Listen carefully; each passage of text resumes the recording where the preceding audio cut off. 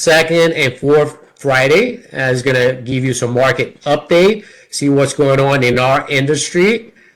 So take advantage of that. We also have a real-time data on interest rates, Fed rates, all that good stuff, and housing is specific in DFW.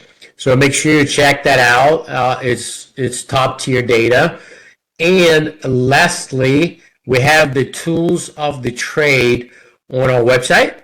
And these are all resources that we use day in and day out. Anywhere from cash buyers to, CRM, all sorts of resources. We have it in there. So make sure you check that out. Okay, so that's what I wanted to share with you. And let's get back.